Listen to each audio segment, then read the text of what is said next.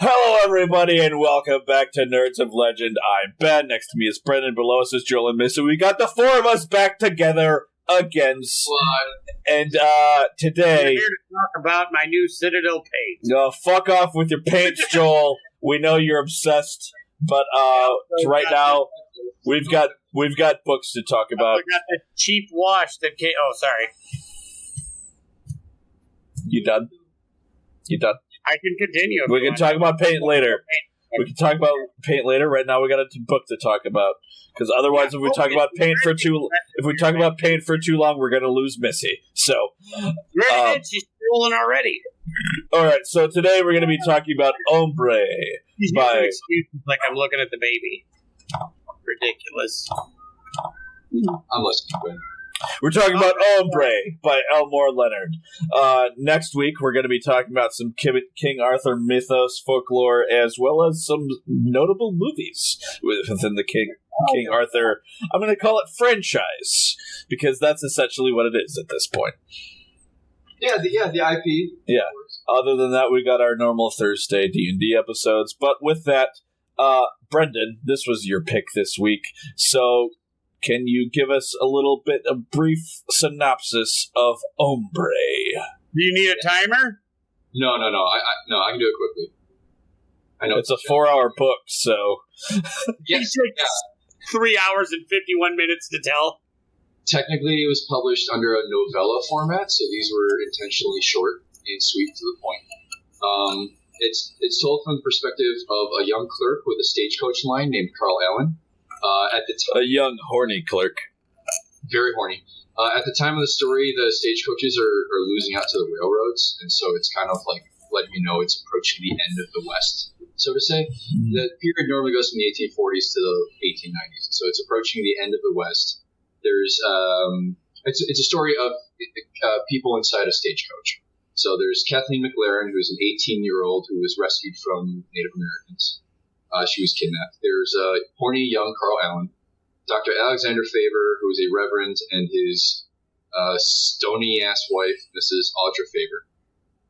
And they request the services of a biracial man named John Russell to basically lead them through the wilderness. And he is... They request the services of Mendez. Yes.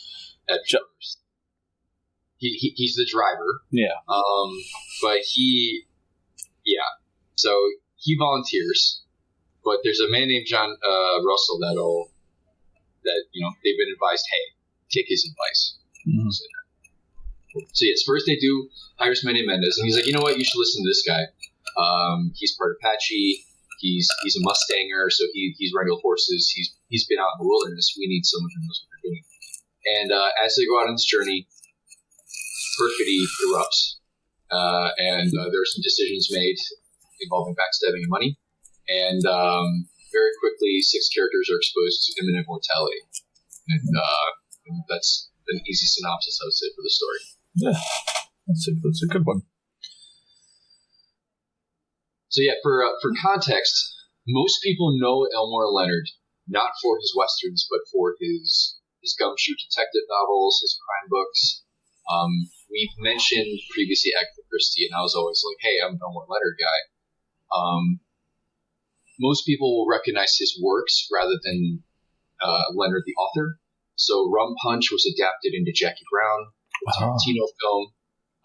You'll recognize Waylon Jennings, the character in Justified. That's based on Elmore Leonard's novels.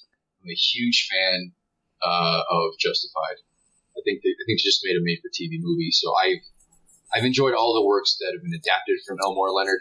I'd never really read one of his westerns before. I'd always read his mystery books, so this was a new one for me as well as the rest of the group. Mm-hmm. Yeah.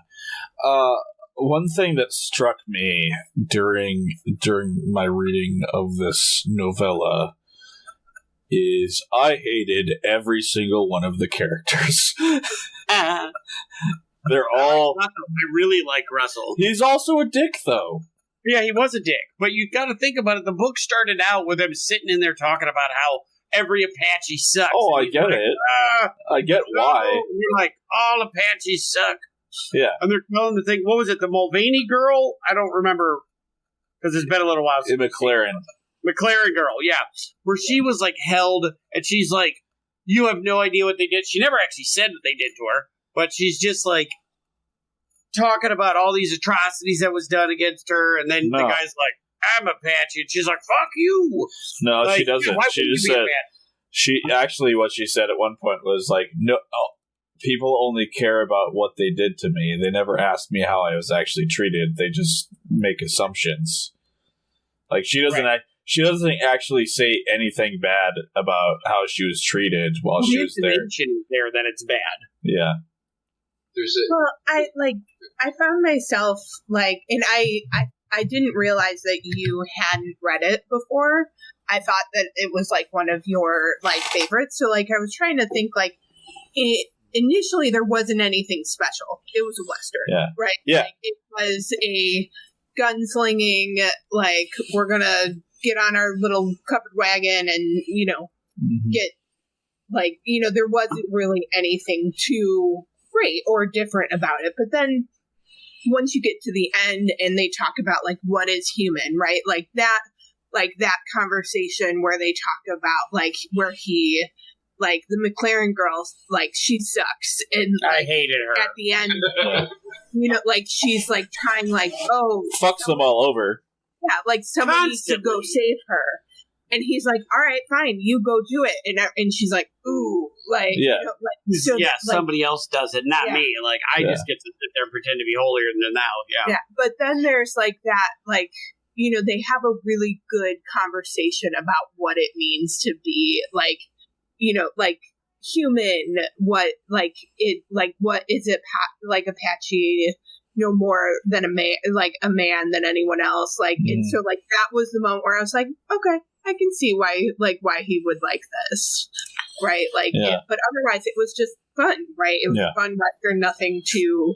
There was nothing fun about that story. You got a villain. Bastard. Yeah, but it was that was a slog story. Not it was an engaging read, but at no point are you I hope they all get out of this alive. No, you're I hope the doctor dies. I hope everybody but John Russell dies. Yeah, literally, it's the exact opposite. Yeah, it's the exact opposite. Yeah. He's the only one that dies, trying to save those losers. While they're all sitting there talking about how great he's a fucking doctor, embezzled ass loads of money from reservations, from the reservation, and then they're like, "Are you going to save your wife?" He's like, "Fuck her." Never says a fucking word to her the entire film. Right. Never once does he say. Sorry, film. The entire book, he does not say a fucking word to his wife, who is also. What was it? 30 years his junior or 20? Junior, yeah. I think it was 30. Yeah. So he's got this 18-year-old wife, this 48-year-old man. Yeah. And he won't even fucking look at her or say anything. I feel that's real common. That at that time was real common. Mm-hmm. I will say for context, I had watched the film. Okay. I never read the adaptation. The characters are considerably older in the movie. Yeah. I think that makes sense. If you think about Game of Thrones, they're all 15. So in the people live fast. In the Game of Thrones, Daenerys is 12. Yeah. Yeah. No, when they sell her off. A lot of fantasy world building, they're all 12.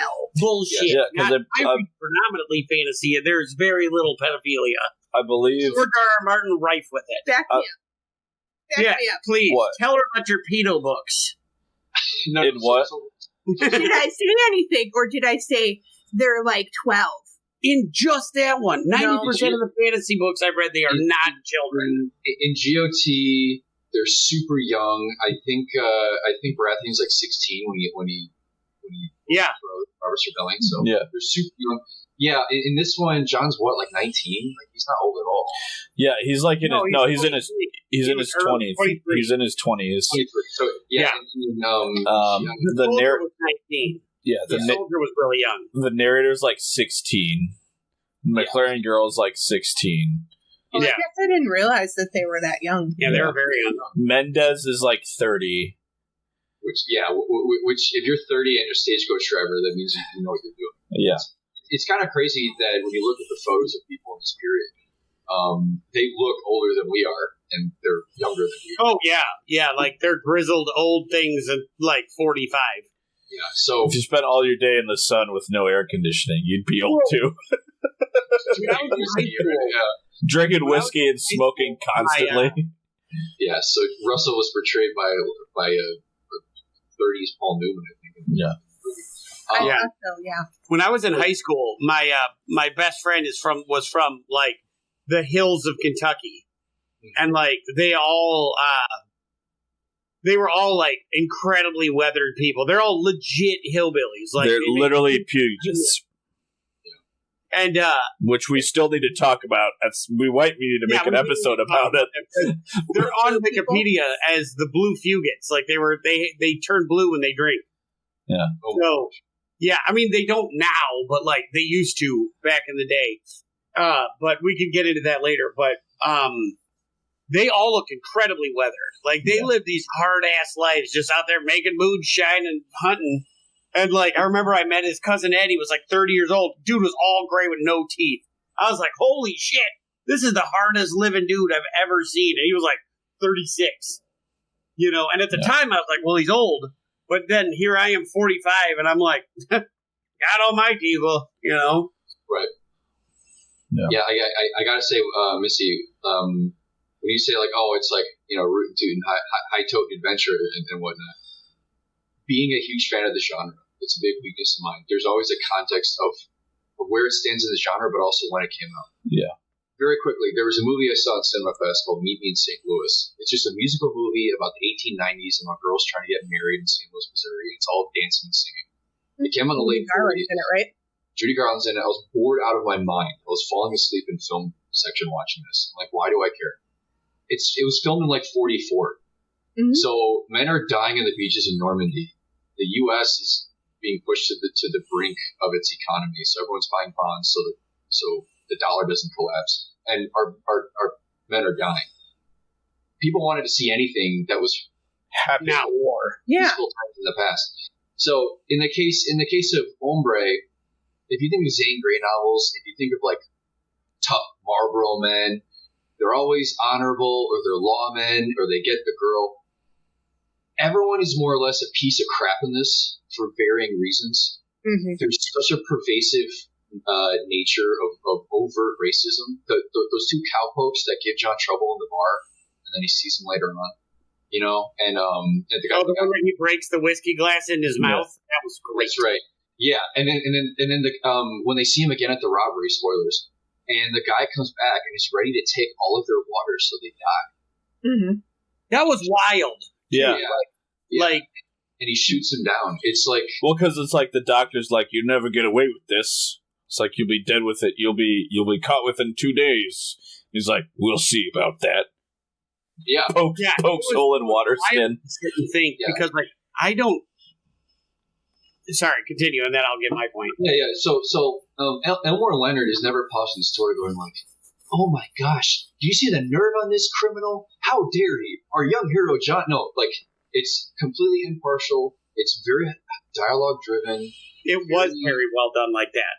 You felt like you were watching something play out. Yeah, like very neutral dialogue driven prose that is absolutely brutal. If you compare it to the westerns of its period, I after seeing the film, it's in the National Registry for being culturally significant, and it has ties to arguably the best western of all time, which is The Searchers, where it does not pull any punches about racism. Released, relatively close to the civil rights period, there are reasons for this, and this is not something you'd see on Gunsmoke. No. You wouldn't turn on a Gunsmoke was historically accurate. You shut up. But that's why, like, yeah. that. There's only so much you could put on television in the 50s. I know, it's a joke. Pulled no punches. Yeah, go ahead. But that, like, you have those talks, right? Like, and in some ways, like, like the women, are they even given names? Like, they don't, like there's other layers of this too, right? Like Westerns historically very masculine, very male. Yes. Just lost your camera. Can you still hear us? Yeah. Yes. Yeah, we Okay. hear you. They're very male dominated, very, it is what it is. But like, it does take a really good, it takes racism head on, right? And it, like, at the end, that's why I was like, I can see it. Like, it's not just there's not, like, some Westerns, in my opinion, are very mindless, right? Like, there's not a lot 100%. Yeah. going underneath them. This one did get there, that it had a little bit more to it. Yeah, there's another Western that is deemed culturally significant by this country, and it is High Noon. Oh. Gary Cooper is a sheriff who, marshal, I believe, and he's since become the sheriff, and he's like about to retire with his new bride. And someone he arrested is released from jail and is like, yo, send the word, I'm coming on a train to kill you. And no one in town is going to help him, and the train's coming in at noon. And spoiler alert, if, people have had 60 years to watch this or whatnot. His wife is the only one that stands for him, and his wife saves his life with a lever action at the end of the movie. And that pissed off John Wayne so much, he deemed the movie like commie trash. And he made Rio Bravo. He made a counterpoint movie, in resistance to High Noon. He's like, no, because the guy was saved by his wife. Yeah, he was that pissed by it. That's so funny. That's so John Wayne. Literally, John Wayne the shit though. He was a horrible piece of shit. That's so John Wayne though. Like, can we go back to what was the connection between Meet Me in St. Louis? Because that was made in 44, and this one was published in the 60s. Yeah, so the thing about Meet Me in St. Louis is I had I'm like, why does this matter? Why am I invested in this? And the reason was context. When it was released, it was the people watching it needed something else. Something happy. Yeah. Hombre, when it was written, race was up front and center in this country. It's becoming less and less possible to ignore. Mm-hmm. And you look at the searchers, guys who were writing these stories were being outed by the House on Un-American Activities Committee as communists, homosexuals, and their reason. Right? Watch Trumbo, for example. And John Wayne was outing his co-stars and people in the business front and center. The Searchers was under scrutiny and was deemed a commie rag because it talked about race relations and the measure of a man. I mean, the protagonist is an ex-Confederate who virulently hates natives, and he's forced to acknowledge that his best ally is half Native American, helping him find his niece. So these are things people didn't want to talk about, didn't want to think about. Yeah. Hombre pushed the medium. As far as I can see, based on what I read in the period, I never read a novella of the time that had no pure redeeming heroes, where everyone was had the potential to die violently, where like the shot glass in the mouth, getting shot through the face. Like, this was a brutal novella for the time. Honestly, he was a hero though, because he was he's like for the majority of the movie he's just a dick, because he's like I don't give a shit about these people, but if they can keep up, I'll let them keep up, and he's like, and then at the end of the book he's like, all right, well, I don't have any other choice, and might as well let somebody get out of this. Yeah. He wasn't being like particularly cruel or anything. No, he's like pull your weight the entire time. He's like if you want to, that's like the whole thing. That's like looking back on like the book when he's like, oh, you didn't want to ride with me. Maybe I don't want to walk with you. Yeah. So then he spends the entire first day basically going as hard as he can, and in the end of the day, they catch up with him. And then from then on, he doesn't try to lose him again. He doesn't try to outrun him again, but he still pushes him hard, but he doesn't basically walk off and leave him again. He's like, all right, they caught up. I'll let him follow. Yeah, I think Missy put it best when she said it's a very human story. We are the sum of our decisions. We are the bad things we've done and the good things we've done. You did. There's this begrudging acceptance that, see, the number one step to us, I mean, what makes us similar is far more numerous than what sets us apart from each other on this planet. And the first step to accepting another person into your life is going, hey, they have the same needs. They need water. They need food. They have family. They have morals. They make tough decisions. And acknowledging that John Russell is human and that he is their best chance of survival is the first step in these people acknowledging that he is a person. And so, yeah, does he have every right to be like, fuck all of you? You know, especially those farmhands? Yes. Does he have a right to be vengeful? Arguably, yes. At the end of the story, it's him, the person who is Apache, who makes heroic decisions and has sacrifice, and also teaches those who... and the dumb bitch who stands in the way of the bullet. Yeah. Yeah. And say what you will about the characters, but he, you know, there's no perfidy in John. There's no backstabbing or thievery, which we see relatively early on in the story. That the esteemed, upstanding white folk are those that are you know, not ready to be in the wilderness, that are backstabbing each other, that are willing to let women and civilians die.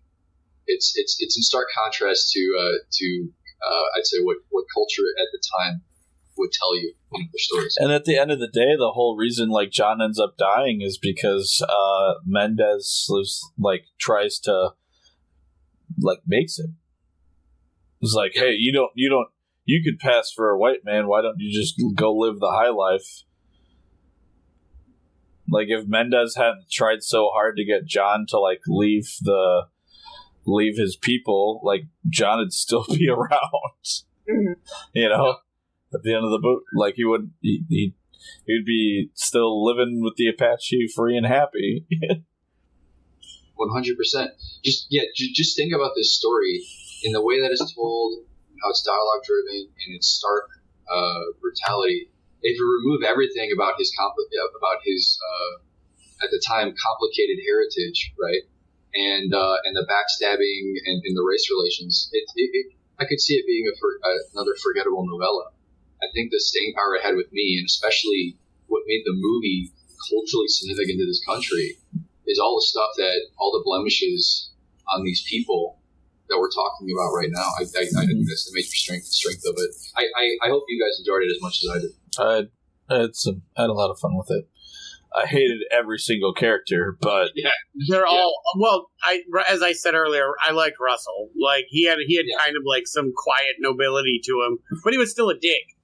The thing that got me in the story, and like this is because I haven't really traveled anywhere or done anything, but like it's set in the Southwest, so it's very the idea that it like it. I didn't realize how harsh the landscape was then. Yeah. Like, the idea that, like, you forget how big America is. Like, when you just think, like, because I think, you know, this area, this is my America, you know, the Midwest. And there's water everywhere. Like, you're not going to die of dehydration here, you know, but in the Southwest, you will. New Mexico, Australia, Australia, Jesus Christ, I'm going to bed. Similar. Arizona, yeah. New Mexico, Arizona, yeah. This country, god damn it. Sorry. It's been a long day for me. But Arizona and New Mexico, like parts of Texas, all of that is just this arid, dry, like, without water, you're done. Yeah. And to think these states are vast, like these areas are vast. And so, like, it's not something you can walk from, like, one place to another that is going to be in a timely fashion. It's like here, we've got lakes and rivers and all these things that are nearby because that's the region we live in. Oh, you're still thinking there's none. You're still thinking modern convenience, though. Conveniences, though. I am because that's my frame of preference. Because in that book, I think they only had to traverse 60 miles. But on foot, that's massive. Yeah, it is. Even with horses, like horses are fast, but like they don't run every day. Right. So they had two stops they had to make on the trip. Right. This is a long, and then it's for 60 miles. We do that in an hour. Right. Yeah. Sometimes less. It's crazy to think about. I think roughly if you have provisions, like, and you're in the military and you're in decent weather, you can march like 20 miles a day tops. That's at the peak of human fitness with provisions and all that other stuff. Yeah. Yeah. Arid, rocky climate with people trying to kill you, especially if you're wearing, like petticoats and like I don't know, like. They weren't wearing comfortable walking gear. That's what you're trying to say. Wool breeches and That's not fun. Mm-hmm. So that's 100% part of the fun.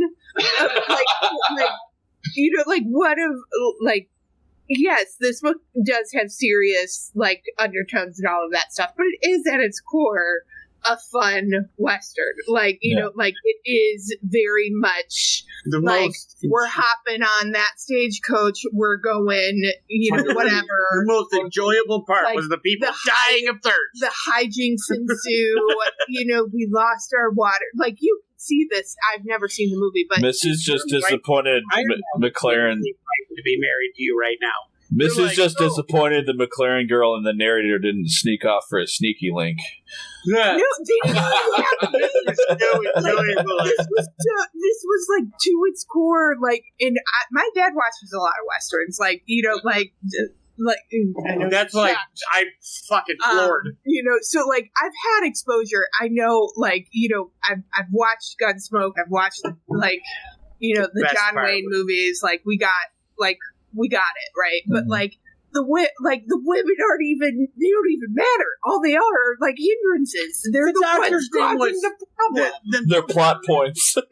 They're advancing it and making everything go to shit. I mean, all of them. But it's the McLaren girls. The whole reason the narrator pushes Mendez into getting the doctor to getting him to convince the doctor. Convincing Mendez because he wanted he wanted to get some. Maybe if we go off together, I can get some. And he's like, she might be horribly traumatized by being, abducted by the Apache. I didn't even know if I wanted her anymore. But I did. That. Don't worry, Missy. We'll spice it up with the fanfic. Now we're gonna do. You're gonna write a fanfic now of Hombre.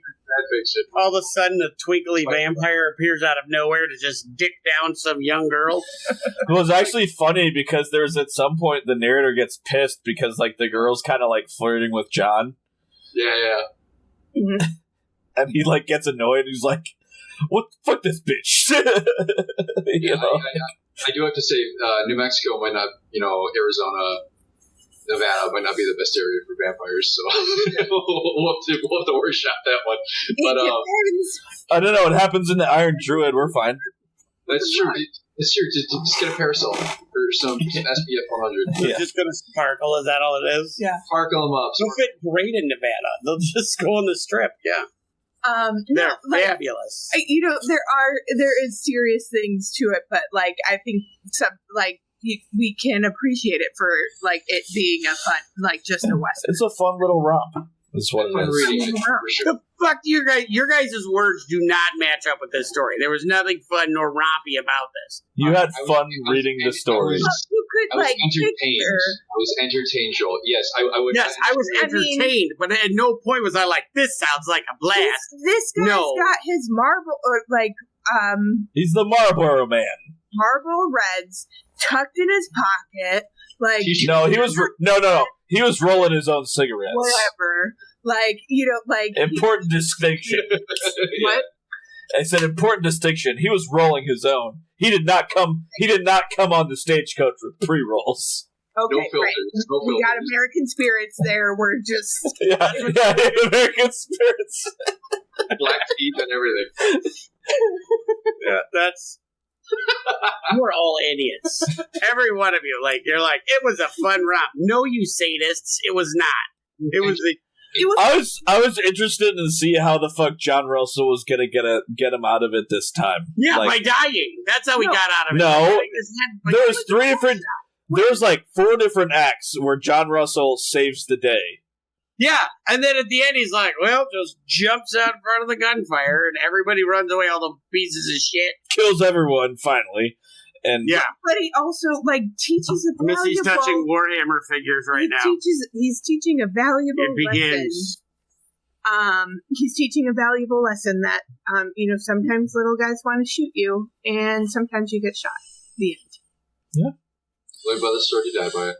Mm-hmm. And yet, that's a flamer, by the way. Those are Melta guns. God damn it. And yes, it would not be fun covering 60 miles in a wagon. No. Wearing wool. You are correct. Yeah. However, this interview is to read. Yeah, in the heat, with minimal, if any, personal hygiene. Zero air conditioning. Yeah, no air conditioning. Everybody's wearing wool. Manifest destiny, man. Is that what it is? Yeah. However, it all smells like feet and butt and various body odors. Yeah, and every single one of those guys is living off of coffee and whiskey all day. Yeah, can you imagine? Can you imagine the farts? I can now, and it would suck. It's very important. Can you imagine the farts? All of the coffee and whiskey, all day, every day. We've seen Blazing Saddles. We've seen this. And jerky, oh my god. And hardtack, yeah. It's important to specify we're all from the Midwest, and I've had to walk to an Uber half a mile in Vegas, and it wasn't bad because it's not just the heat; it is the humidity. It's the humidity. So I feel like we'd be more equipped than the usual person. But you guys negative Nellies. And she's like, nothing is more fun than two people dying of dehydration and their eyeballs bugging out. What does everybody else have to say about Hombre? I have to acquiesce to Missy. I don't know what it's like to wear a corset or breeches, so, perhaps... Yes, you do. Not on stream, I don't. Not on stream, as you get up and awkwardly walk away in your corset. I don't know. What did you say about wiretapping last episode? What? What are you talking about? He knows what I'm talking about. Yeah. He has a secret life. He knows. What? I don't know what the hell you're talking about. I paid very little attention to my own life, let alone other people's stuff. I don't know. I'm backing you up that he wears corsets. Does he? Yeah. Nice. I feel like the only people like Brendan's easily the skinniest dude in this podcast. I think he could get away without wearing corsets. It's not always about making you skinnier. It's about giving you shape. It's about lifting. Yeah. Is that what it is? Yeah. I'm going to wear a corset and lift this up. I'm going to lift my belly up to the chest like they do in those cartoons and see how that works. No, I get so many viewers who aren't interested in books at all. I swear they probably think that only Missy and you read the books, and they're like, "I'm mentally retarded." So back to the Don't drag me down with you. We're doing it in diagonals here. Back to dresses, Missy. Back to dresses. Yeah, that would suck. It would be 1,000,000 degrees. You'd want to die. But you suspend disbelief, right? No one's reading this shit being like, man, wouldn't it be awesome? That's all I thought in my drive to work. No. That's impractical clothing for a stagecoach ride. Wouldn't it be awesome to just hit the wagon and go find gold or what the fuck they're doing? Never in my life, even as a small child, was I could be bossed to jump into a stagecoach and go find gold. If that shit's lying on top of the ground, I am not prospecting. I was a lazy gold miner as a child, and I'm a lazy gold miner as a man. I got spirited away. Spirited away? That fucker just held his hand out and filled up. That's how you're supposed to do it. You need to find a no-face spirit that gives it away, and all you gotta do is let it eat 3 of your friends. He lived at the end. It was worth it. Yeah, he barfs him up later, but you get a shitload of gold. That is why Spirited Away is the #1 form of prospecting. I am not going on the Oregon Trail with you, Joel. You're just going to leave me to the bear. You're right, because you'll be like, I'm going on the Oregon Trail. I'm like, cool. United can fly you there. You're like, I want to go on a stagecoach. Fuck you. Thank you very much. I'll get cholera on the plane. I can get diphtheria by myself I Give don't it think seat. I don't think you would get cholera on the plane because Yeah, I'm pretty sure shut up. it's in the water supply. It's from bacteria from digging groundwater. That is correct. But I do believe that there are experiences that you could theoretically like play Oregon Trail. So Yeah, you can eat a if burrito wanted you left to. out for 3 days. You will shit yourself. I'm just saying. I've got the card game. See? Yeah. I got scarlet fever in real life. Because she's a So- bougie bitch when it comes to her fever. She's like, I have to get fancy diseases. Only she also got cholera once just because everybody else was getting COVID. No, Mm-hmm. but I did She got get typhus scarlet fever. once? Scarlet fever is essentially just really advanced strep throat. So, my strep throat turned from. You were doing it while you were studying Victorian literature, weren't you? I was. You're like, I'm going to be one with my books. Yeah, I was. You're 20. in a covered mattress with a fan. Like, Yeah. So period. Taking tonics of arsenic and other does- shit they gave her. Does anyone have any other thoughts on Hombre? No, we totally diverged a long time ago. Liked it. It Still was not what westerns aren't my jam. Didn't hate it. Fully understand. Would read something else by him. Yeah, it was a very well told story. I did not have fun with the story as some sociopath, but I did enjoy the story. I would read or listen to other shit that he did. It was a very, very well told story.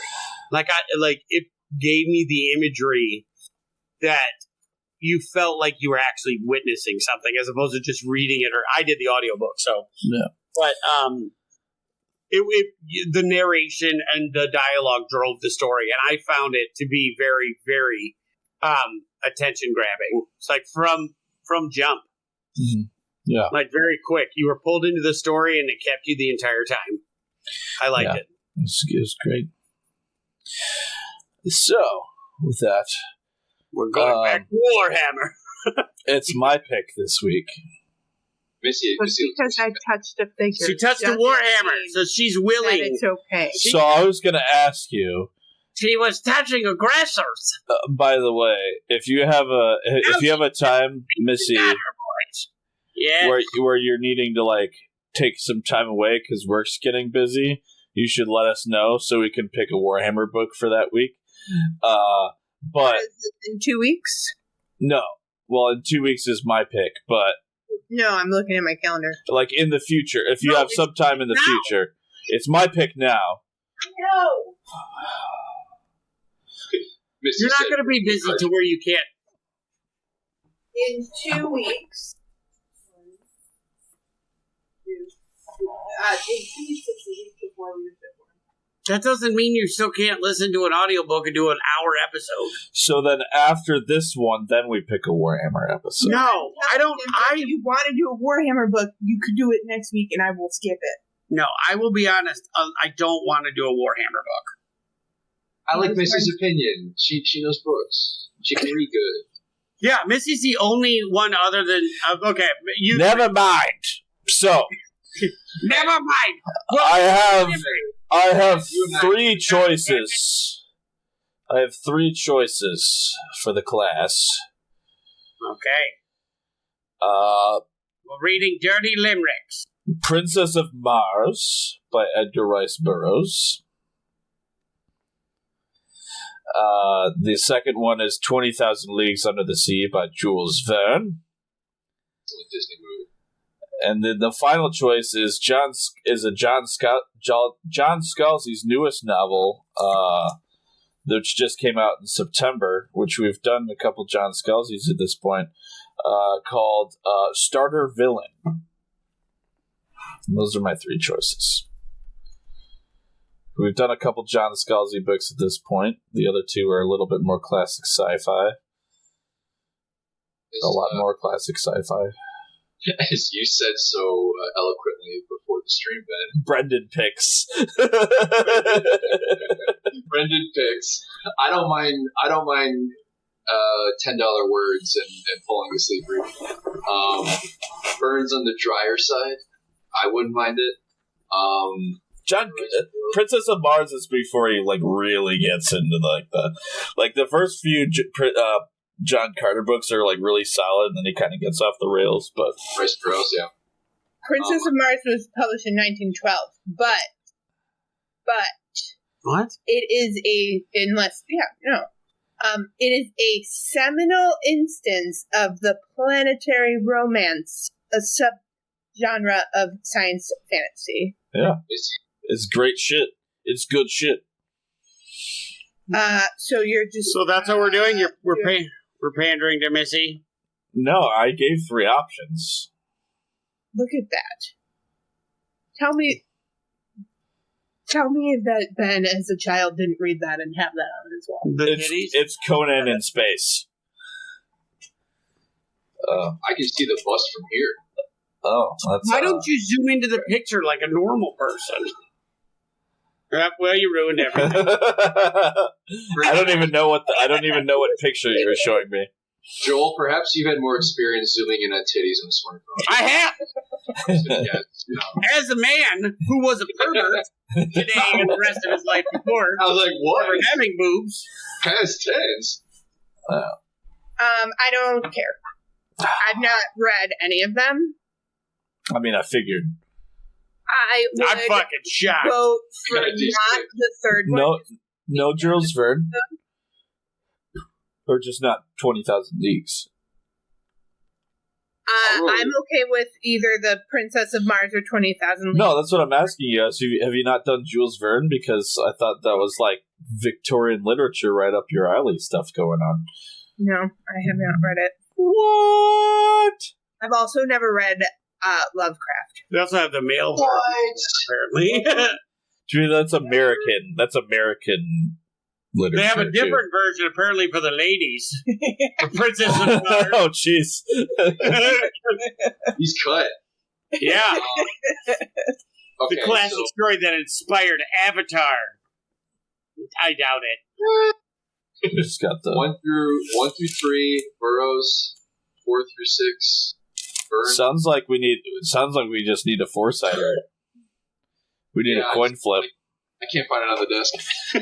We've done 2 other Scalzi novels, so Hey, that check makes this sense out. too. This is Skip it. Princess of Mars. This is a Star Wars. I'm pretty sure that was like the Star Wars movie poster. Yeah, there you go. Baby. No. That's like this one right Man, here. That is Frazetta, my man. If my brother would find out that I didn't call it, he'd be like, you triggered. That is Frazetta. This is some John Carter Mars shit right here. All right, fucking pick, man. All right, Carter Mars. All right. John Carter, Princess of Mars is what we're Princess doing. of Mars. John Carter Mars is the final installment. All right. So that means Oh, I have some disappointing news for you, Ben. what's that? It was the God of Mars that had the sexy lady on it. Yeah, you schmuck. Oh damn! Now we're going to read about rippling pectorals. You asshole. Yep. Perhaps next year, Ben, you'll get to look at a picture. I like how this is when I open up the book, the first suggestion I got is you're not the only one fucking up. So I open up, fuck this. So I open this up. I open up Everand, and the first thing is suggestion. It's not just you. The struggle is real. You're not the only one fucking up. Now, I will also say same, so that means it was a sponsored. Well, you also married me, so they're like, she needs help. What's your continued from your saved list? So Edgar Rice Burroughs is the Princess of Mars is on Everand. I don't know, we're looking. Okay. I love Everand. It should be. It's old enough. Unless Disney fucked it up. Oh, I mean, they did that with the movie. So mad. Princess of Mars, yep. All right. Perfect. 7 hours and 21 minutes. Oh, good one. Good length. Yeah, so that means, with that out of the way, we're going to be next book talk. We're going to be talking about Princess of Mars by Edgar Rice Burroughs in 2 weeks. Yep. Next week, we'll be doing a little talk about King Arthur. King Arthur in culture, General. King Arthur in movies, General. King Arthur in folklore. Yeah, we're not going to get into the folklore side. We're just going to talk about general King Arthur stuff. Just general stuff, and then we could get deeper in it later if we'd like. But that's, I think it needs a topical jabber first, and then we'll dig deep into like different stuff because it's a lot. What John Carter is a retired Confederate soldier. At the start of his novel, he's prospecting in Arizona and he's attacked by Indians. What the hell's the matter with you both? Well, that's how you get to Mars. Is you get attacked by. And that's how he gets to Mars. Can't spoil the cool way that he gets to Mars. It's convoluted, but you'll like it. I mean, it's basically a space western. You said you didn't. You said you didn't care. You said you didn't care. You could have picked the Victorian science fiction novel, but you said you didn't care. I will side with her on that one. I do not have the juice for 20,000 Leagues Under the Sea. I read that one and I was like, wow, this is... Just wait till you meet Deja Torres. Whose turn is it after Ben? It's Joelle. Ben, and then me, and then it goes to you, Brendan, Ben, in that order. We just figured this out, like, yesterday while we were talking. This morning, actually. Was it? Fuck, this was a long day. How to draw circles and fire. Yeah. All right. Good day, children. Yes, it was a pleasure. She's still playing with Warhammer. I'm going to buy her Sisters in Battle. Yeah, there we go. Slowly but surely you shall be corrupted. I will be. Thank you, everybody, for watching. We'll catch you again on Thursday. Yes.